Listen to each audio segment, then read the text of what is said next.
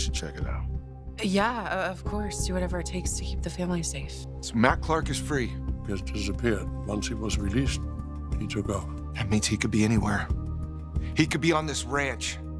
How is this happening again? The Young and the Restless, YNR, spoilers update for Tuesday, April 7th, indicate that Lily Winters, Crystal Khalil, and Devin Winters, Brighton James, will have a warm family reunion, but some surprises are just around the corner on the CBS soap.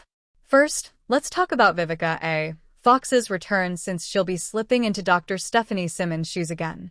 Stephanie will make an unexpected appearance in town, and it turns out there'll be an important reason why.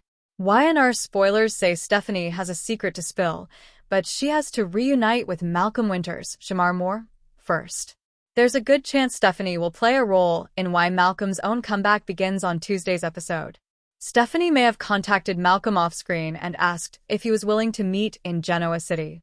It's been a while since either of them caught up with the people they care about there, so Malcolm may have liked the idea. This lines up with other spoilers that point to Malcolm having a hidden agenda when it comes to this return trip. Malcolm may play it like he wants to visit his family, but he'll have another motive if Stephanie arranged to see him. Of course, Malcolm may wonder why his former flame wants to reconnect after all this time. Stephanie and Malcolm will come face to face by midweek, so that'll set the stage for her to deliver some shocking news. Until then, Stephanie will bump into someone she knows, so that'll stir up some complicated issues from the past. As for Malcolm, Lily and Devin will be delighted to have him back in Genoa City for a bit. Malcolm will get caught up on everything that's been happening in his absence. You can bet Malcolm will express relief over Dominic Winters, Ethan Ray Clark, being safe and sound after his kidnapping ordeal. Malcolm may learn Lily's own abduction drama with the twins was a ruse and admit he's glad there wasn't any genuine danger. Later, Malcolm may lock eyes with Stephanie as part of Tuesday's cliffhanger. Stephanie will be hiding something massive from Malcolm, so does this involve a concealed pregnancy and a baby she potentially surrendered for adoption? If that's the case, there might be a big reveal regarding Holden Novak's, Nathan Owen's, biological parent soon. The Young and the Restless spoilers say Stephanie won't be able to keep a lid on things for much longer, so stay tuned. The morning light over Genoa City has never felt less reassuring. As Tuesday, April 7th, dawns, a brittle tension has settled over the familiar landmarks, the sleek facade of Newman Enterprises, the polished floors of Chancellor Winters, and the warm, deceptive glow of the Genoa City Athletic Club. This is not a day for resolutions or reconciliations. This is a day of escalating pressures, whispered threats, and the inexorable countdown to a chaos that has been months in the making.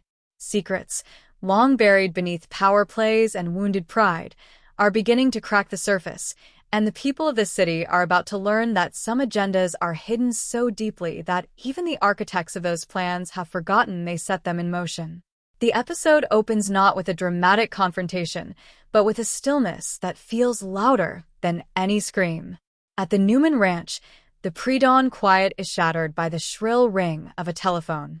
Victor Newman, already dressed in his signature dark suit despite the early hour, answers with a curt, "Speak." On the other end is Michael Baldwin, his voice tight with a worry he rarely allows to surface.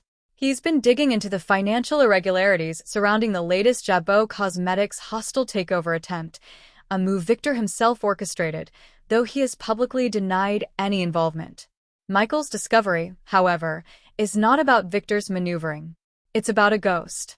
A series of shell companies, older than the current feud between the Abbotts and the Newmans, have suddenly become active again.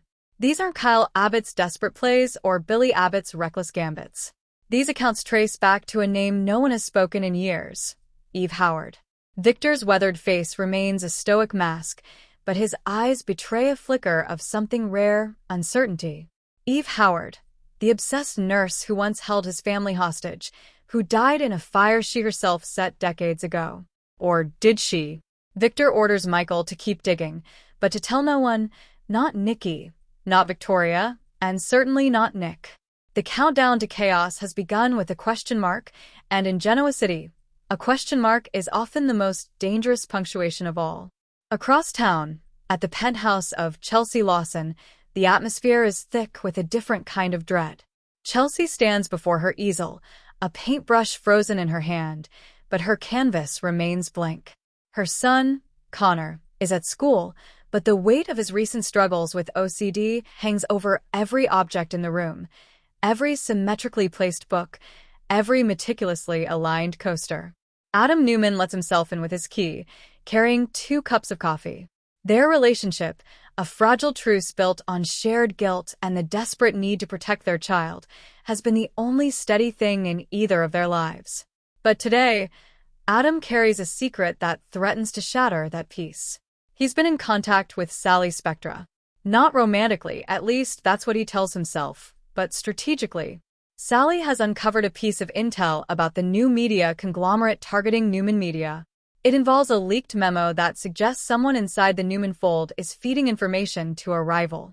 Adam's hidden agenda is twofold: protect his son's future by securing his own power base and quietly undermine Victor without ever appearing to raise a hand. Chelsea, sensing his distraction, presses him. "You're not here," she says softly.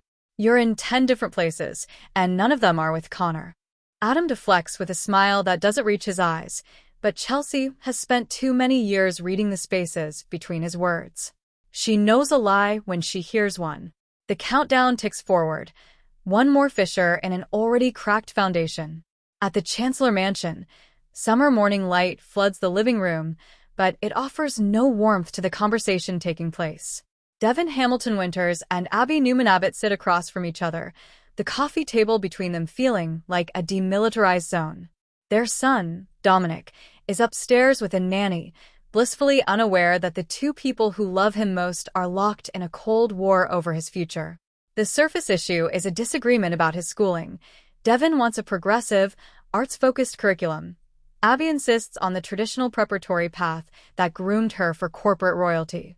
But the real battle, the hidden agenda, is about control. Devin has never fully trusted that Abby and Chance's marriage is as solid as it appears. And Abby has never fully forgiven Devin for the way he inserted himself into Dominic's life during Chance's deployment, not as a concerned relative, but as a man who wanted to be a second father. Today, the argument escalates. Abby reveals that she has filed legal papers.